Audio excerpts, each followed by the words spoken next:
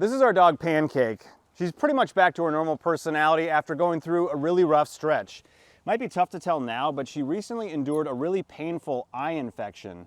Her veterinarian doesn't know exactly what caused it, but said the likely culprit is something as simple as chewing on a stick. Last month, we noticed one of Pancake's eyes was red and droopy. We took her to the vet, who gave some medication but told us if it didn't improve, we'd likely have to get emergency care. By the next morning, the swelling was so bad, Pancake couldn't even see out of her eye, and it was clear she was in a lot of pain.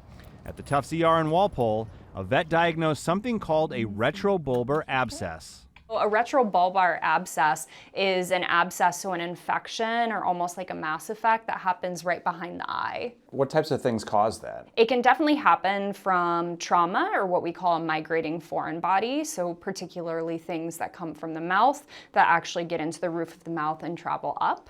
Dr. Kelsey Studer is an emergency vet at Tufts University. So you can see, like, if the molars are back here, then it has that straight shot up towards towards the eye. With her dog Chai, she explained why dogs are so susceptible to the infections if they get something stuck in the back of their mouth.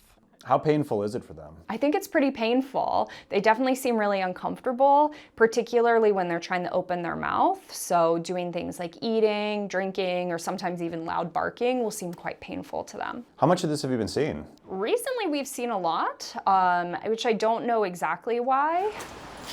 But one clue could be the weather. And abnormally dry now, right across the Mass Pike. The drought conditions in Massachusetts increasing the risk.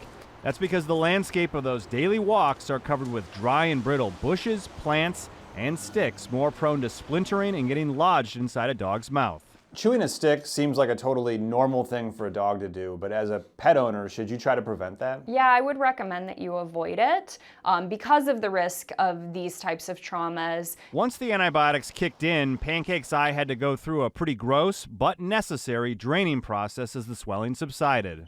Good. I'm 13. She had a follow-up appointment with an ophthalmologist at Tufts and received a clean bill of health. So here are the symptoms to look out for. The third eyelid being exposed, a ton of swelling around the eye and face, and a lot of pain, making it tough to eat or even drink water. These are all things we saw in Pancake. It's really important to get this checked out right away because if left untreated, it can result in vision loss for your dog. Here with Pancake, I'm investigator Ryan Kath.